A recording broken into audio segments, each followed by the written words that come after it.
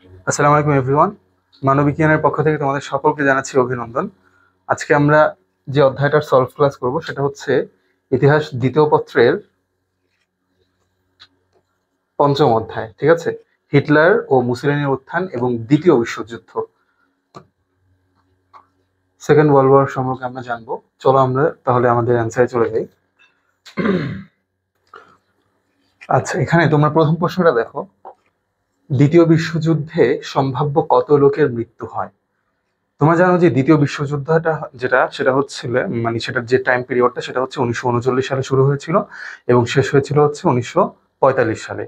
এই যে দ্বিতীয় বিশ্বযুদ্ধ, এটা কিন্তু খুবই ভয়াল একটা যুদ্ধ ছিল এবং এই যুদ্ধের যে ক্ষয়ক্ষতিটা ছিল বা হচ্ছে আহ যতজন লোক মারা যায় সেটা হচ্ছে 6,20,00,000। ঠিক আছে, মানবতার ইতিহাসে খুবই ভয়াল একটা যুদ্ধ এবং এমন একটা ক্ষতিকর একটা পরিস্থিতি যেটা কখনো বিশ্ব আর দ্বিতীয়বার দেখেনি।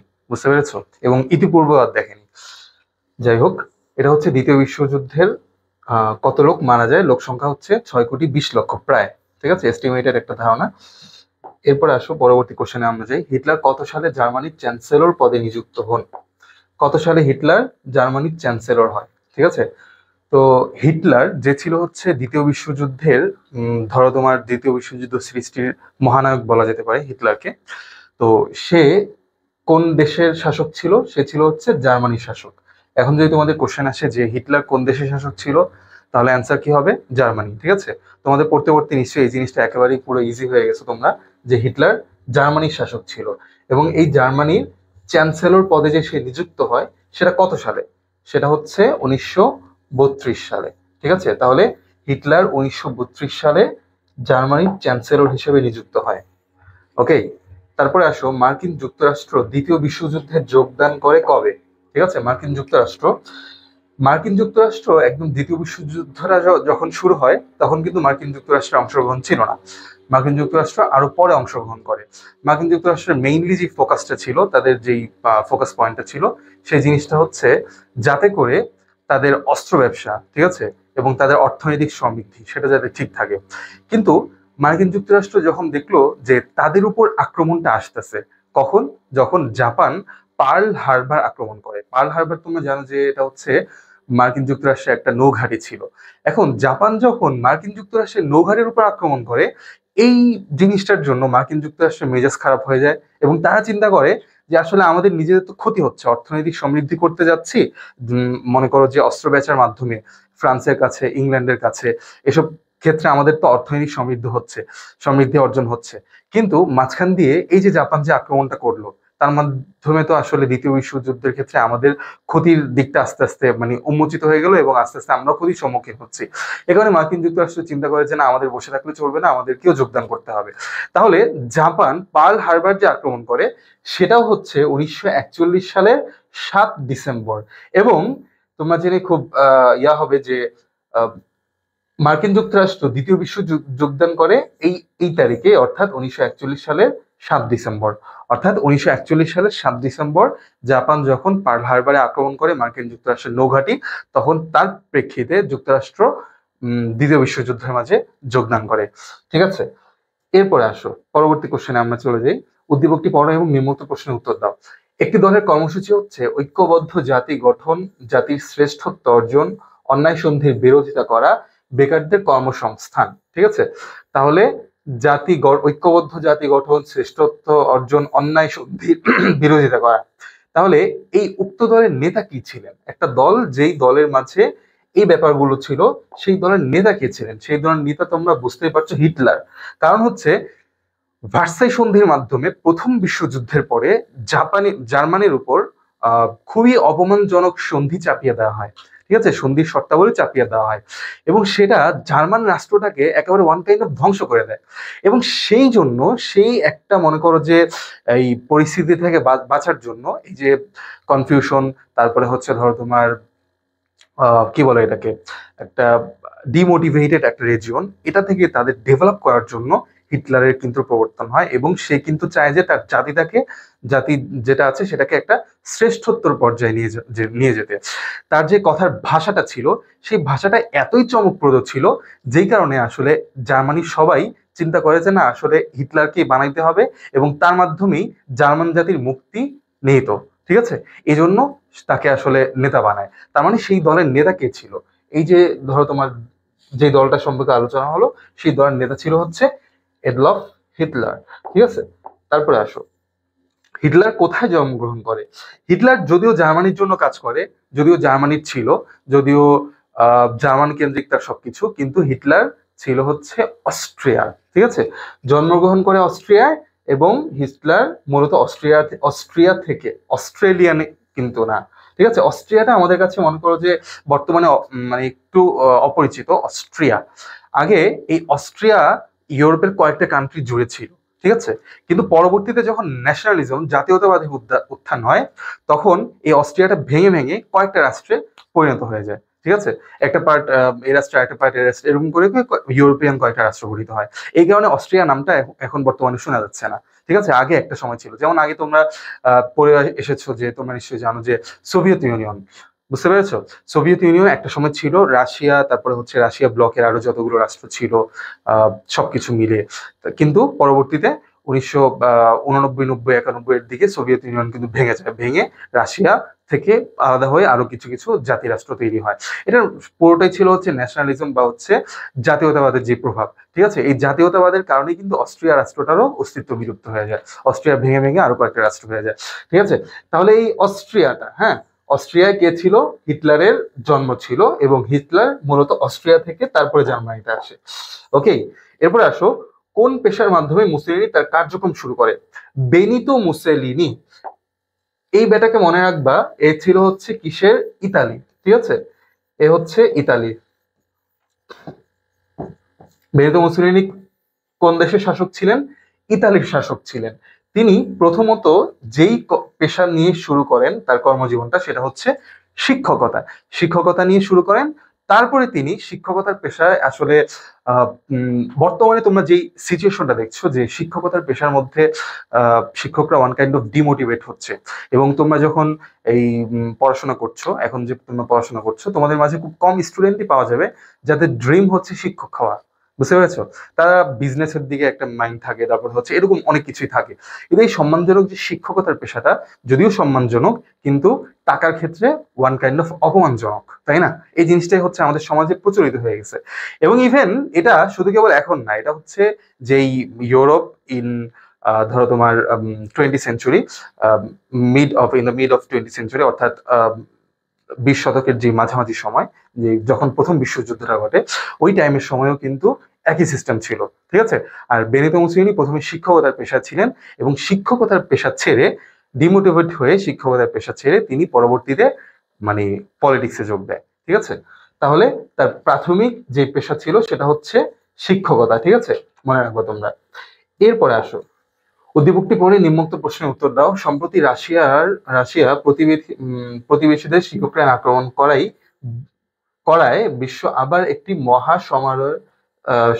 সমরের দ্বারপ্রান্তে উপনীত হয়, এবং তা হবে বিংশ শতাব্দীর মধ্যভাগে সংঘটিত মহাসমরের চেয়েও গণবিধ্বংসী, ঠিক আছে।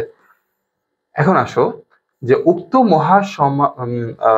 এখানে বারবার আসছে এই কথাটা, মহাসমর, ঠিক আছে। সমর মানে কি বলতো? সমর মানে হচ্ছে যুদ্ধ, ঠিক আছে, মহাযুদ্ধ, তার মানে দ্বিতীয় বিশ্বযুদ্ধ, এটার কথাই কিন্তু বলা হচ্ছে। উক্ত মহাসমরের মিত্র শক্তি জোট হলো, মিত্র শক্তি কে ছিল?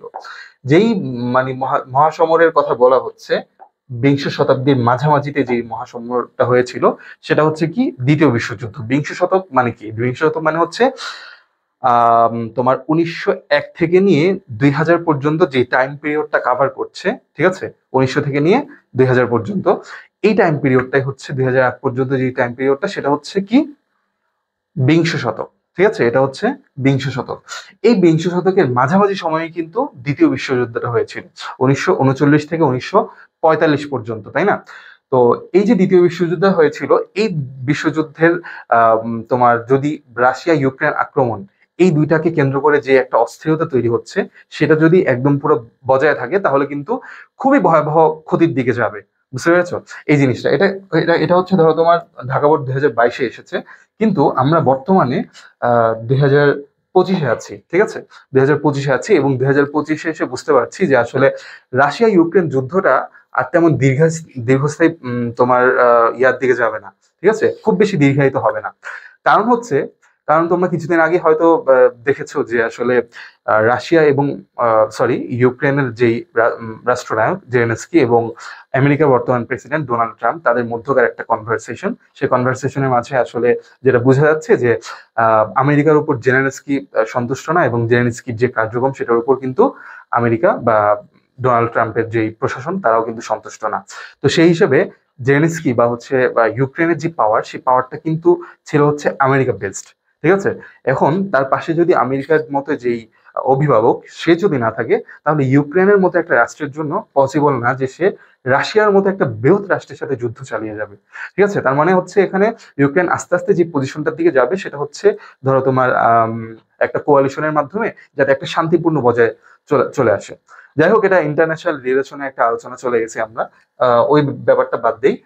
তাহলে ওই মহাসমর যেটা ছিল, অর্থাৎ দ্বিতীয় বিশ্বযুদ্ধ যেটা ছিল, সেটার মাঝে মিত্র শক্তি জোট কে ছিল? মানে এই যে দ্বিতীয় বিশ্বযুদ্ধটা হয়েছিল, এটার মাঝে দুইটা পক্ষ ছিল, বুঝতে পারছো, একটা হচ্ছে অক্ষ শক্তি আর একটা হচ্ছে মিত্র শক্তি। অক্ষ শক্তি অন্তর্ভুক্ত যে দেশ ছিল, তোমরা সবাই মনে রাখবে, সেটা হচ্ছে জাপান। হ্যাঁ, জাপানের কথা কিন্তু গিয়েছে, জাপান, এরপরে হচ্ছে ইতালি, এরপরে হচ্ছে জার্মানি। এই তিনটা হচ্ছে অক্ষ শক্তি। আর মিত্র শক্তি যারা ছিল তারা হচ্ছে বর্তমানে যেই মোড়লরা আছে, রাশিয়া, ঠিক আছে, তারপরে হচ্ছে ফ্রান্স, এরপর হচ্ছে ইংল্যান্ড, এরপর হচ্ছে আমেরিকা। এরা সব ছিল হচ্ছে মিত্র শক্তির পক্ষে। তাহলে মিত্র শক্তি এখানে আমরা কি পেয়ে গেলাম? মিত্র শক্তির জোট হলো ব্রিটেন, ফ্রান্স, রাশিয়া ও ইতালি। এটা হবে না, কারণ হচ্ছে এখানে ইতালিটা আসছে, ঠিক আছে, এটা হবে না। জার্মানি, ফ্রান্স, জাপান ও ইতালি, এটাও হবে না, কারণ তোমার ফ্রান্স তোমার মিত্র শক্তির ছিল, কিন্তু জাপান, ইতালি, জার্মানি এগুলো ছিল হচ্ছে অক্ষ শক্তি। ব্রিটেন, ফ্রান্স, রাশিয়া ও যুক্তরাষ্ট্র, এই যে এই পয়েন্ট আমরা পেয়ে গেলাম।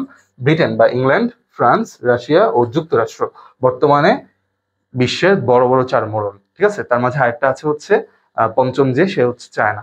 যাই হোক, তাহলে মিত্র শক্তির জোটে যারা ছিল তারা হচ্ছে ব্রিটেন, ফ্রান্স, রাশিয়া ও যুক্তরাষ্ট্র, এবং এই শক্তিটারই কিন্তু শেষ পর্যন্ত বিজয় হয়েছিল। ওকে, হিটলার তার আত্মজীবনী মেইন ক্যাম্প কত সালে রচনা করেন? তাহলে এই গ্রন্থটার নামটা তোমরা সবাই মনে রাখবা, বুঝতে পেরেছো, এটা কিন্তু সবসময় কাজে লাগবে। সেটা হচ্ছে হিটলারের আত্মজীবনী। যদি আসে যে মেইন ক্যাম্প কি জাতীয় রচনা, সেটা হচ্ছে আত্মজীবনী বা অটোবায়োগ্রাফি। আত্মজীবনীর ইংরেজিটা কি?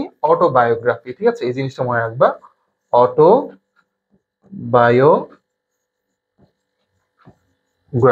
ঠিক আছে। আত্মজীবনী ইংরেজি হচ্ছে অটোবায়োগ্রাফি। যদি দেখো যে অটোবায়োগ্রাফি আসছে, তাহলে সেটা কি হবে? সেটার বাংলা মিনিং হচ্ছে এই যে আত্মজীবনী। এই আত্মজীবনী বা হিটলারের আত্মজীবনীর নাম কি? Main camp. মেইন ক্যাম্প কার আত্মজীবনী? হিটলারের আত্মজীবনী। তাহলে মেইন ক্যাম্প কি জাতীয় রচনা? আত্মজীবনীমূলক রচনা, ঠিক আছে। আর মেইন ক্যাম্প হিটলার কত সালে রচনা করেন? আমাদের যে বর্তমান ভ্রাম্যমান কোশ্চেনটা, সেটা হচ্ছে 1924 সালে, ঠিক আছে। অনেক অ্যান্সারে কিন্তু 1925 দেওয়া আছে, এটা কিন্তু ভুল হবে। এখানে অ্যান্সারটা কি হবে? 1924 সালে, ঠিক আছে। তারপরে আসো নিচে উদ্দীপকটি পড়ো এবং নিয়মিত প্রশ্নের উত্তর দাও। সুমন সাহেব প্রথম জীবনে স্কুল শিক্ষক হিসেবে কর্মজীবন শুরু করলেও পরবর্তীতে বিশেষ কারণে রূপপুরে পালিয়ে যান। প্রথমে স্কুল শিক্ষক ছিল এবং পরবর্তীতে পালিয়ে যায়, ঠিক আছে, পরবর্তীতে আর সেটা কন্টিনিউ করে না। তাহলে এটা কার সাথে মিলে যাচ্ছে? এটা হচ্ছে বেনিতো মুসোলিনির সাথে মিলে যাচ্ছে, মুসোলিনি, ঠিক আছে। আমাদের অপশন আছে সি, মুসোলিনি, তার মানে এটাই হচ্ছে অ্যান্সার, ঠিক আছে। তাহলে মুসোলিনি প্রথমে শিক্ষক ছিল, কিন্তু পরে শিক্ষকতার পেশা ছেড়ে দেয়। তারপরে আসো ফ্যাসিও শব্দের অর্থ কি? এই শব্দটা তোমাদের কিন্তু এখন বর্তমানে খুব বেশি পরিচিত, তাই না? বিশেষ করে 5ই আগস্টের পরে যেই ফ্যাসিবাদের পতন বলে আমরা বারবার বলছি, ঠিক আছে। এই ফ্যাসিবাদটা কিন্তু এই ফ্যাসিও শব্দ থেকে এসেছে, বুঝতে পেরেছো? তাহলে যদি কোশ্চেন আসে যে ফ্যাসিবাদ এর উৎপত্তি মূলক শব্দ কোনটি, তাহলে কিন্তু এই ফ্যাসিও অ্যান্সার হবে, ঠিক আছে। তাহলে ফ্যাসিও শব্দের অর্থটা কি? অর্থটা হচ্ছে শক্তি, ঠিক আছে, তোমরা মনে রাখবা, বল বা শক্তি। বলও আসতে পারে এখানে, বল বা শক্তি, ঠিক আছে। প্যাসিও শব্দের অর্থ হচ্ছে বল বা শক্তি। তোষণ নীতি বলতে কোনটিকে বোঝায়? তোষণ নীতি তোমরা সবাই মনে রাখবা, তোষণ নীতি মানে হচ্ছে সন্তুষ্টি করার নিয়ম, সন্তুষ্ট করার নিয়ম, ঠিক আছে। ওই যে বলে না তোষামুদি করা, তোষামুদি করা মানে কি? বসের ক্ষেত্রে সবাই তোষামুদি করতে পছন্দ করে, তাই না? যে বস যে কাজটা করবে, যেটাই করবে সেটাই সঠিক, এবং সূর্যকে চাঁদ বললে ওটাও সঠিক, তাই না? তোষামোদী করতে করতে এক পর্যায়ে এরকম একটা পর্যায়ে চলে যায়। তাহলে তোষামোদীর ক্ষেত্রেও কিন্তু তোষণ নীতি তোমরা পেয়ে যাচ্ছ, তাই না? এই যে তোষা, তাহলে এই শব্দটা যদি আসে তাহলে তোমরা কি ভাববা যে পাম্পট্টি দেওয়া টাইপের একটা ব্যাপার স্যাপার আসে, তাহলে সন্তুষ্টি করার নিয়ম, ঠিক আছে? তাহলে তোষণ নীতি বলতে কোনটিকে বোঝায়? সন্তুষ্টি করার নিয়ম। তোষণ নীতি যদি আসে তাহলে পারবা তো? ধরো তোমার এটা এমসিকিউ তে আসছে, ঠিক আছে? এখন ঢাকা বোর্ড 2025 সাল কিংবা 26 সাল কিংবা 27 সাল যে কোশ্চেনই আসুক না কেন, তোমাদের এইচএসসি পরীক্ষার্থীরা যারা আছো, তাদের কিন্তু ধরো তোমার বহু নির্বাচনীতে আসলো না, এই প্রশ্নটা চলে আসতে পারে কিন্তু আহ জ্ঞানমূলক প্রশ্ন, কতে চলে আসতে পারে যে আসলে তোষণ নীতি বলতে কি কি বোঝায়। ঠিক আছে, তাহলে কিন্তু তোমাদের এটা অ্যান্সার করতে হবে যে সন্তুষ্টি করার নিয়ম। ওকে, হিটলারের গোপন পুলিশ বাহিনীর নাম কি? এটা একটু মনে রাখবে। হিটলারের গোপন পুলিশ বাহিনীর নাম হচ্ছে গেস্টাপো। গেস্টাপো হচ্ছে হিটলারের গোপন পুলিশ বাহিনীর নাম, ঠিক আছে? তারপরে আসো, হিটলার কত সালে জার্মানির চ্যান্সেলর পদে নিযুক্ত হন? হিটলার, এই যে এই কোশ্চেনটা আবার রিপিট হয়ে গেছে, 1932 সালে জার্মানির চ্যান্সেলর পদে নিযুক্ত হয়। ঠিক আছে, হিটলার তার আত্মজীবনী মেইন ক্যাম্প কত সালে রচনা করে? একটু আগে গেছে, 1924 সালে। ওকে, দ্বিতীয় বিশ্বযুদ্ধে প্রথম আক্রমণকারী কে ছিল? প্রথম আক্রমণকারী কে ছিল বলতো? মুসেলিনিও মনে করো যে দ্বিতীয় বিশ্বযুদ্ধের অক্ষশক্তির পার্টে ছিল। তারপর হচ্ছে রুজভেল্ট, চার্চিল, একজন হচ্ছে এ হচ্ছে ইংল্যান্ডের, এ হচ্ছে আমেরিকার, ঠিক আছে? তাহলে ওরা না, মূলত প্রথম আক্রমণ করে হচ্ছে হিটলার। ঠিক আছে, হিটলারই কিন্তু প্রথম দ্বিতীয় বিশ্বযুদ্ধের মাঝে আক্রমণ করে। যাই হোক, তারপরে আসো, হিটলার নিজের কোন গুণটির জন্য জনপ্রিয়তা লাভ করেছিলেন? কোন গুণটির জন্য বলতো? সুবক্তা হিসাবে। সুবক্তা মানে সে এত হৃদয়গ্রাহী ভাষণ দিতে পারতো, তার ভাষণের মাধ্যমে জাতি, মানে পুরো জার্মান জাতির একেবারে সবাই উজ্জীবিত হয়ে যেত। ঠিক আছে, এই তার যে সুবক্তার যে গুণটা আছে, এই গুণটার মাধ্যমে সে একদম পুরো জাতির হিরো হয়ে যায়। বুঝতে পারছো? তার মনে করো যে একটা ফ্যামিলিগত ব্যাকগ্রাউন্ড, তারপর হচ্ছে এডুকেশনাল ব্যাকগ্রাউন্ড, তারপর হচ্ছে অনেক বড় একটা, মানে খুব বেশি একটা বড় ব্যাকগ্রাউন্ড নাই, ঠিক আছে? কিন্তু তার একটা অন্যরকম জেদ ছিল। বুঝতে পেরেছো? এই জেদটা ছিল এবং সেই সাথে তার যেই কথার পাওয়ার সেটা ছিল। সেই জিনিসটা দিয়ে সে পুরো জার্মান জাতির একদম পুরো লিডার হয়ে যায় এবং দ্বিতীয় বিশ্বযুদ্ধের মতো এত ভয়াল, এত ভয়ঙ্কর, এত রিস্কি একটা ব্যাপারকে সে হ্যান্ডেল করে। ঠিক আছে, তাহলে হিটলার নিচের কোন গুণটির জন্য জনপ্রিয়তা লাভ করে? সেটা হচ্ছে সুবক্তা হিসাবে। ঠিক আছে, তারপরে আসো, স্বস্তিকা কিসের প্রতীক? স্বস্তিকা, এই প্রতীকটা মনে রাখবে, এই প্রতীকটা হচ্ছে ধরো তোমার নাৎসিবাদের প্রতীক। ঠিক আছে, স্বস্তিকা হচ্ছে কিসের প্রতীক? নাৎসিবাদের প্রতীক। এবার আসো, মেইন ক্যাম্প কোন ধরনের গ্রন্থ? এই যে শুরুতে কিন্তু আমরা বলেছি আত্মজীবনীমূলক, ঠিক আছে? অটোবায়োগ্রাফিও আসতে পারে ইংরেজিতে। তাহলে এটা কি, কোন ধরনের গ্রন্থ? আত্মজীবনীমূলক গ্রন্থ। কিংবা ধরো তোমাদের অ্যাডমিশনে চলে আসলো মেইন ক্যাম্প, এটা কি টাইপের ঘটনা, মানে কি টাইপের একটা গ্রন্থ, তাহলে সেটা কিন্তু অটোবায়োগ্রাফি বা আত্মজীবনীমূলক গ্রন্থ হতে পারে, হবে। ঠিক আছে, তাহলে আরেকটা অ্যান্সার করো তো, যে মেইন ক্যাম্প কত সালে রচিত হয়? রচনা করে হিটলার 1924 সালে। অ্যান্সারটা কয়েকবার গিয়েছে। তারপরে আসো, জার্মানির প্রথম চ্যান্সেলর কে ছিলেন? প্রথম চ্যান্সেলর ছিলেন হচ্ছে অটো ভন বিসমার্ক। ঠিক আছে, জার্মানির কিন্তু যেই রাষ্ট্রীয় প্রধান, সে হচ্ছে চ্যান্সেলর। ঠিক আছে, তার পদবিটা হচ্ছে চ্যান্সেলর পদবি। তাহলে অটো ভন বিসমার্ক হচ্ছেন প্রথম চ্যান্সেলর। এবং হিটলার কত সালে জার্মানির চ্যান্সেলর নিযুক্ত হন? একটু আগে কিন্তু আমরা আলোচনা করছি 1932 সালে। ঠিক আছে, 1932 সালে হিটলার জার্মানির চ্যান্সেলর নিযুক্ত হয়। ঠিক আছে, এই যে অ্যান্সার গুলো বারবার একটু সংশ্লিষ্টতা রিপিট হচ্ছে, এবং এখান থেকেই মূলত কোশ্চেনে পরীক্ষার মাঝে তোমরা কমন পেয়ে যাবে। এবং সেই হিসাবে বারবার যেহেতু রিপিট করছো, মনে মনে করার চেষ্টা করবে, তাহলে ইনশাআল্লাহ তোমরা সুন্দরভাবে একদম সঠিক অ্যান্সার করতে পারবে। নাৎসিবাদের জনক কে? নাৎসিবাদের জনক হচ্ছে এডলফ হিটলার। খুবই কমন একটা কোশ্চেন। ঠিক আছে, নাৎসিবাদ, এটার জনক হচ্ছে এডলফ হিটলার। আচ্ছা, হিটলারের উপাধি কি ছিল? হিটলারের উপাধি ছিল হচ্ছে ফুয়েরার। হ্যাঁ, ফুয়েরার শব্দটা মনে রাখবা, এটা কিন্তু হিটলারের উপাধি ছিল। এরপর হচ্ছে চ্যান্সেলর, এটা হচ্ছে জার্মানির বর্তমান রাষ্ট্রীয় যে প্রধানের পদবি, সেটা হচ্ছে চ্যান্সেলর। জারটা হবে না, কারণ তৎকালীন সময় জার জিনিসটা ছিল হচ্ছে রাশিয়ায়। ঠিক আছে, রাশিয়ার জার ছিল, যার আলেকজান্ডার, যেটা হচ্ছে প্রথম বিশ্বযুদ্ধের ক্ষেত্রে প্রাসঙ্গিক ছিল। ঠিক আছে, যাই হোক, এরপরে আসো, উদ্দীপকটি পড়ে নিম্নোক্ত পরবর্তী প্রশ্ন উত্তর দাও।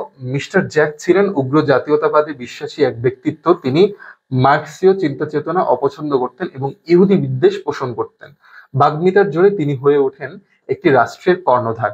ঠিক আছে, তাহলে আমাদের এখানে যতগুলো পয়েন্টই বলতেছে, বিশেষ করে ইহুদি বিদ্বেষ পোষণ করতেন, ইহুদিদেরকে যে নিধন করা, তারপরে হচ্ছে ধরো তোমার বাগ্মিতের যে গুণটা বলা হয়েছে, সেইগুলোর মাধ্যমে আমি বুঝতে পারছি যে মিস্টার জ্যাক এর অনুরূপ চরিত্র হচ্ছে এডলফ হিটলার। ঠিক আছে, এডলফ হিটলার যে বাগ্মিতা, বাগ্মিতা মানে কি, যেই ভাষা, বক্তৃতা, ঠিক আছে, এই বক্তৃতার ক্ষেত্রে হিটলার কিন্তু খুবই জনপ্রিয়তা অর্জন করে, একজন সুবক্তা হিসেবে সে পরিচিত হয়ে ওঠে। তারপরে আসো,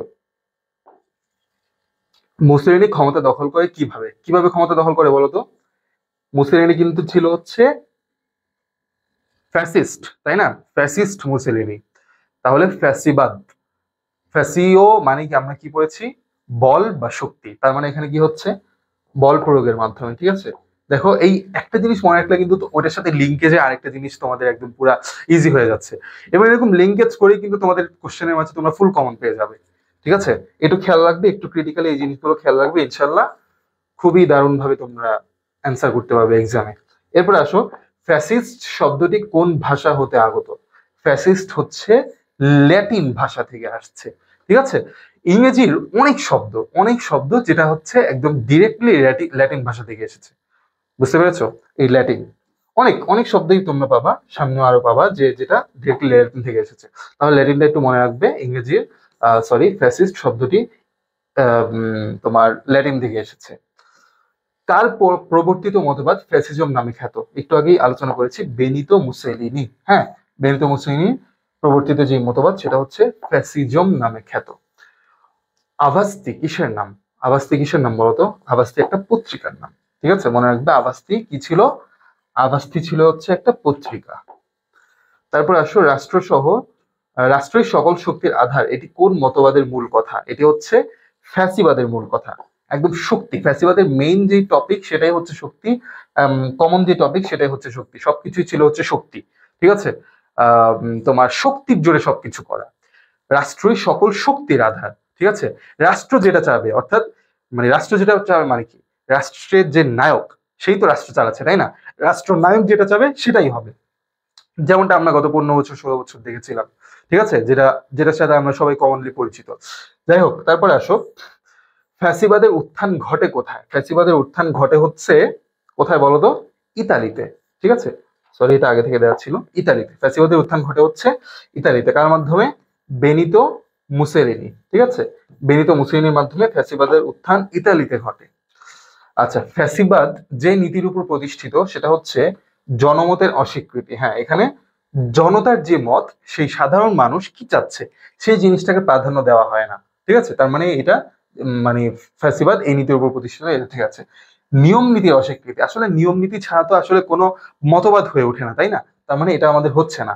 ঠিক আছে, তাহলে ব্যক্তি মতামতের অগ্রাহ্যতা, ব্যক্তি মতামত, একটা ব্যক্তির স্বাধীনতা যেটা, সেই জিনিসটা কিন্তু ফ্যাসিবাদ বা হচ্ছে ধরো তোমার যেসব রাষ্ট্রনায়করা বল প্রয়োগের মাধ্যমে শাসন করে তাদের ক্ষেত্রে কিন্তু হয়ে ওঠে না। বুঝতে পেরেছো? তাহলে ব্যক্তি মতামতের অগ্রাহ্যতাও হচ্ছে ফ্যাসিবাদের তোমার নীতি, এই নীতির উপরও কিন্তু প্রতিষ্ঠিত। তাহলে আমাদের অ্যান্সারটা হচ্ছে 1 2 3, তিনটাই, সরি 1 এবং 3। ঠিক আছে, তাহলে অ্যান্সার কি হবে? 1 ও 3 বি। ওকে, তাহলে অ্যান্সারটা হচ্ছে আমাদের বি। এরপর আসো, দ্বিতীয় বিশ্বযুদ্ধে অক্ষয় শক্তির দেশ কোনটি? আমরা ইতিপূর্বে আলোচনা করেছি, মিত্র শক্তির যে দেশ ছিল সেটার মাঝে ছিল হচ্ছে ধরো তোমার রাশিয়া, আমেরিকা, ব্রিটেন বা ইংল্যান্ড, এরপরে হচ্ছে ফ্রান্স। ঠিক আছে, আর অক্ষয় শক্তির যে দেশ ছিল সেটা হচ্ছে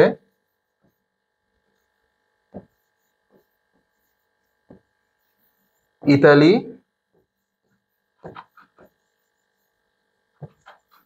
জার্মানি, আর হচ্ছে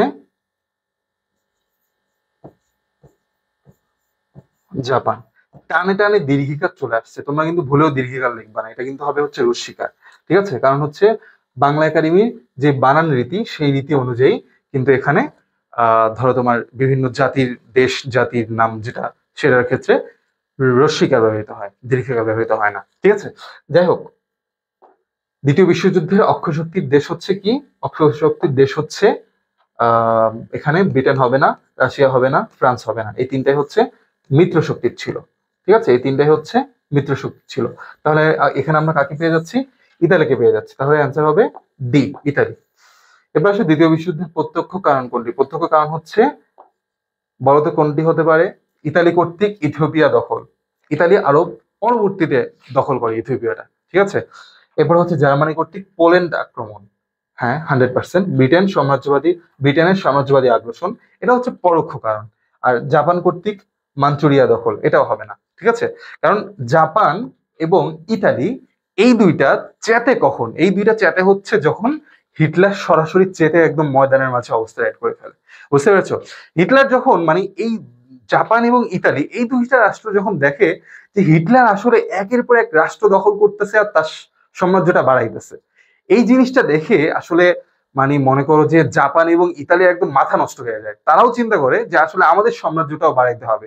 এবং জাপান যে ছিল হচ্ছে তোমার দক্ষিণ এশিয়ার ক্ষেত্রে খুবই গুরুত্বপূর্ণ একটা কান্ট্রি, সেও তার মানে যে সমশক্তি সেটা আস্তে আস্তে দেখা দিতে শুরু করে এবং একের পর এক রাজ্য দখল করা শুরু করে।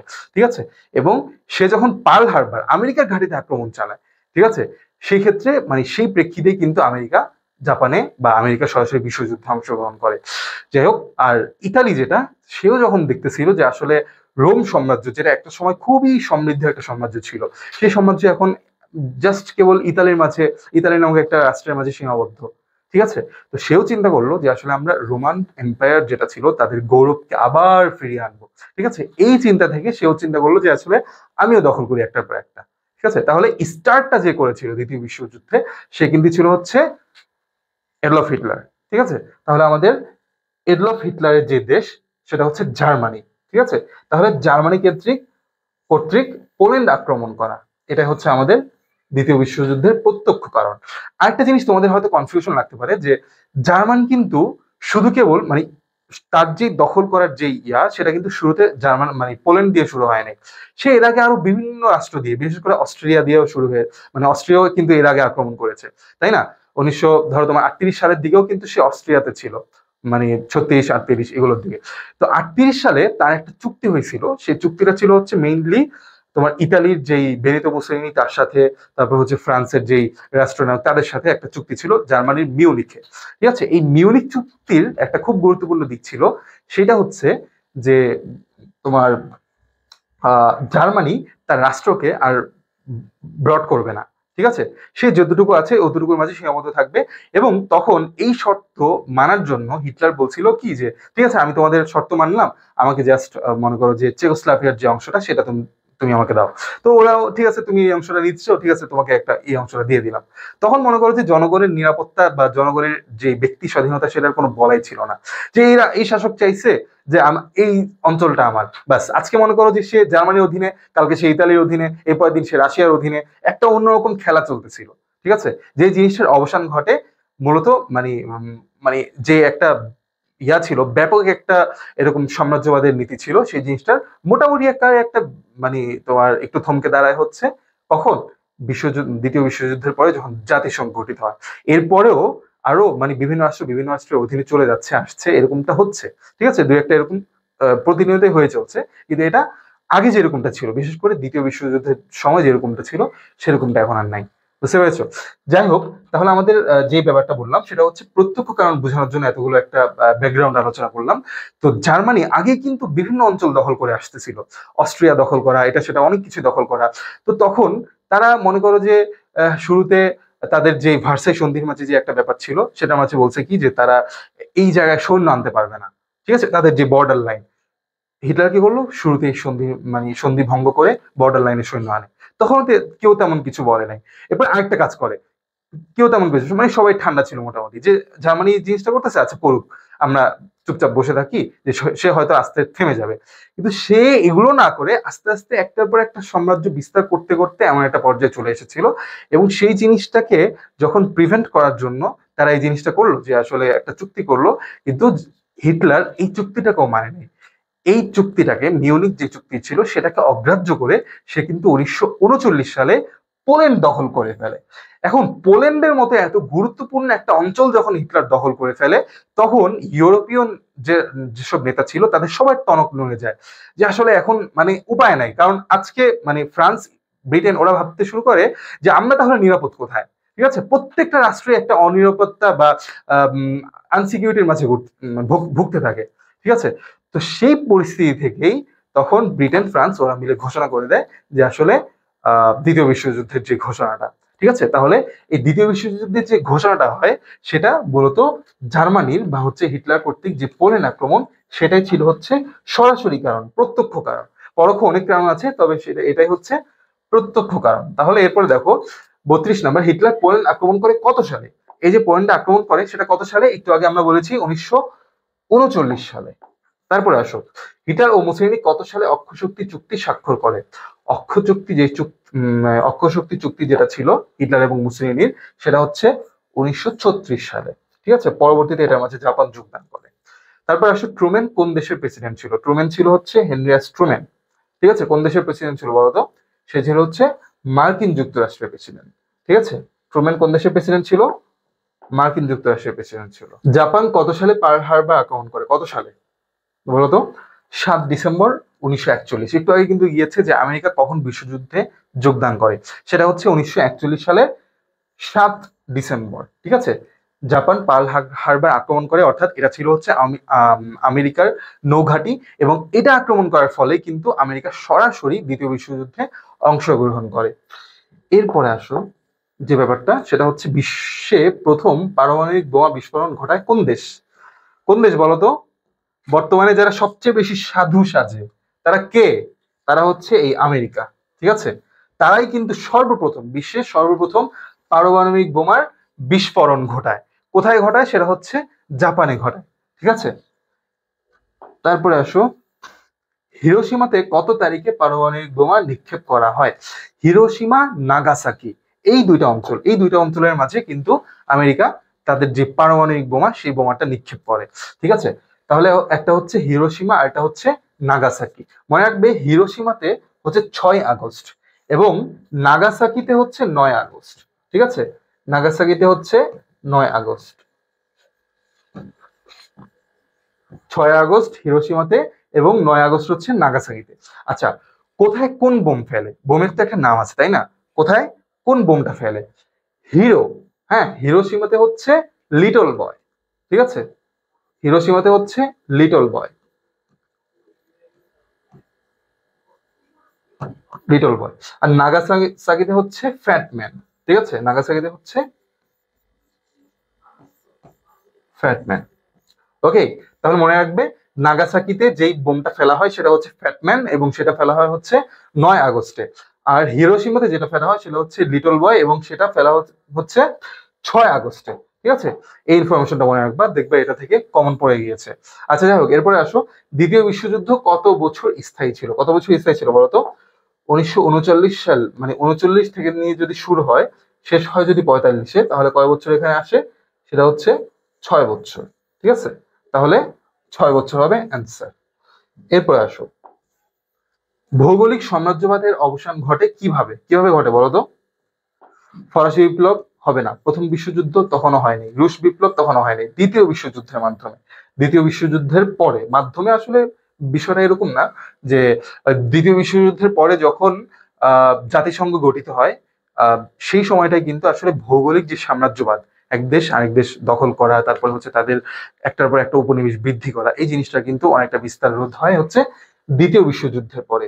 ঠিক আছে, এরপর আসে দ্বিতীয় বিশ্বযুদ্ধের পর যুদ্ধাপরাধীদের বিচার করা হয় কোথায়? কোথায় বিচার করা হয়? সেটা হচ্ছে নুৎসেমবার্গে। ঠিক আছে, এই নামটা মনে রাখবা, নুৎসেমবার্গে। নুৎসেমবার্গ কোথাকার শহর জানো? সেটা হচ্ছে জার্মানির শহর। ঠিক আছে, জার্মানির নুৎসেমবার্গে। ওকে, হলোকাস্ট করা হয়েছিল কেন? হলোকাস্ট কিসের সাথে সম্পৃক্ত বলতো? হলোকাস্ট শব্দটা আসছে, মনে রাখবে, এটা হচ্ছে ইহুদি নিধনের সাথে সম্পৃক্ত। ঠিক আছে, তাহলে হলোকাস্ট কি জন্য করা হয়েছিল? সেটা হচ্ছে ইহুদি নিধনের জন্য। কে করেছিল বলতো হলোকাস্টটা? যদি কোশ্চেন আসে তাহলে কে করেছিল বলতো? সেটা হচ্ছে জার্মানির যে প্রশাসক বা তোমার চ্যান্সেলর ছিল, Otto von sorry Adolf Hitler. Adolf Hitler holocaust করেছিল। ঠিক আছে, তারপরে আসো পরবর্তী কোশ্চেনে, হিটলারের উত্থানের কারণ কি? হিটলার কি কারণে উত্থান? ঠিক আছে, হিটলার যে উত্থান হয়েছিল এটা কারণটা কি হতে পারে? জার্মানির উপর আর্থিক শর্তারোপ, হ্যাঁ অবশ্যই ভার্সাই সন্ধি যেটা ছিল সেটা হচ্ছে খুবই অমানবিক একটা সন্ধি ছিল, অমানবিক একটা চুক্তি ছিল জার্মানির উপর। এমনিও জার্মান রাষ্ট্রটা খুবই ভেঙে চুরে গেছে প্রথম বিশ্বযুদ্ধের মাঝে তার যে সাম্রাজ্যবাদ নীতি সেটা করার কারণে, ঠিক আছে, এবং পরাজয়ের কারণে। এর উপর্যুপরি আবার আর্থিক শর্তারোপ করছে তাদের উপরে, এমনও কিছুই নাই তারপরে আবার আর্থিক শর্তারোপ। এরপর আবার জার্মানির অস্ত্র বেশি ছিল, এটা হবে না, এটা হওয়ার মতো কোনো মানে ব্যাপার না, ঠিক আছে, যে জার্মানির অস্ত্র বেশি ছিল এই জন্য এই কাজটা করতেছে, বিষয়টা এরকম না। ভার্সাই চুক্তি, হ্যাঁ এই যে ভার্সাই চুক্তি, ভার্সাই চুক্তির মাধ্যমেই তো তাদের উপর অর্থনৈতিক যেই এক্সপ্লোরেশন সেটা করা হয়, ঠিক আছে, শর্তারোপ করা হয়। তাহলে আমাদের অ্যান্সার হচ্ছে 1 এবং 3, ঠিক আছে, বি, বি নাম্বারটা হচ্ছে আমাদের অ্যান্সার। ঠিক আছে, বুঝতে পেরেছো তোমরা? তারপর আসো, অধিভুক্তি পড়ে প্রশ্ন উত্তর দাও। 61 দেশ অংশগ্রহণ করেছিল এমন একটি যুদ্ধের কথা বিশ্ববাসী কখনো ভুলতে পারবে না। অনেকের ধারণা বিগত সময়ের অপমানজনক চুক্তি এই ভয়াবহ যুদ্ধের কারণ। ঠিক আছে, বিগত সময়ের অপমানজনক চুক্তি। ওকে, অধিভুক্তি কোন যুদ্ধের কথা বলা হয়েছে বলতো? সেটা হচ্ছে দ্বিতীয় বিশ্বযুদ্ধ। ঠিক আছে, সেটা কি? দ্বিতীয় বিশ্বযুদ্ধ। তাহলে বিগত সময়ের যে অপমানজনক চুক্তি সেই জিনিসটা নিয়ে যদি কোশ্চেন আসে তাহলে অ্যান্সার কি করতে হবে? বিগত সময়ের অপমানজনক চুক্তি, সেটা হচ্ছে ভার্সাই চুক্তি। অপমানজনক চুক্তিটা কি ছিল?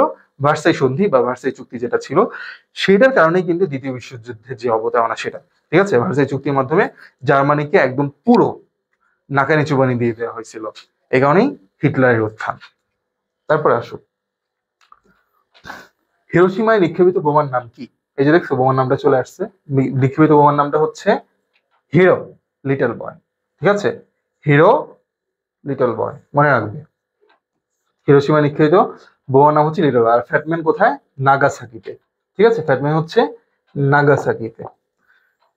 এবার আসো, কোন দেশের আত্মসমর্পণের মধ্য দিয়ে দ্বিতীয় বিশ্বযুদ্ধের পরিসমাপ্তি ঘটে? দেখো দ্বিতীয় বিশ্বযুদ্ধে কিন্তু আসলে তোমার জার্মানির অবস্থা যখন টাইট হয়ে যায়, তারপরে হচ্ছে ইতালির অবস্থা যখন টাইট হয়ে যায়, তোমার জার্মানির যেই শাসক হিটলার সে কিন্তু আত্মসমর্পণ করে, তখনই কিন্তু জার্মানির একদম ভঙ্গুর অবস্থা চলে আসে। তারপরে ইতালির যেই শাসক ছিল 1943 সালেই সে কিন্তু ধরা খেয়ে যায় এবং তাকে ক্ষমতাচ্যুত করা হয়, বেনিতো মুসোলিনি।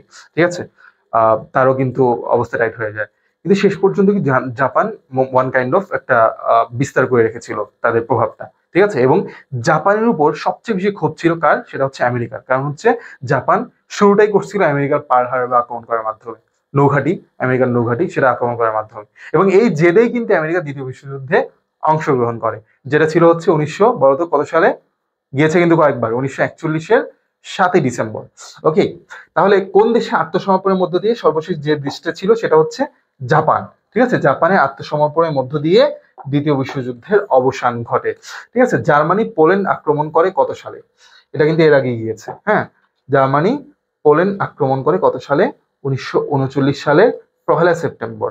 ঠিক আছে, 1939 সালের 1 সেপ্টেম্বর এই সালে কিন্তু জার্মানি পোল্যান্ড আক্রমণ করে। এবং তার যে এই যে আক্রমণটা, এই আক্রমণটাই একদম পুরো ইউরোপীয় যেসব পাওয়ার ছিল, রাশিয়া বলো, ইংল্যান্ড বলো, ফ্রান্স বলো, তাদের ভিতকে নড়ে দিয়েছিল যে আসলে আমরা নিরাপদ কোথায়। ঠিক আছে, তাদের মাথায় এই জিনিসটা চলে এসেছিল।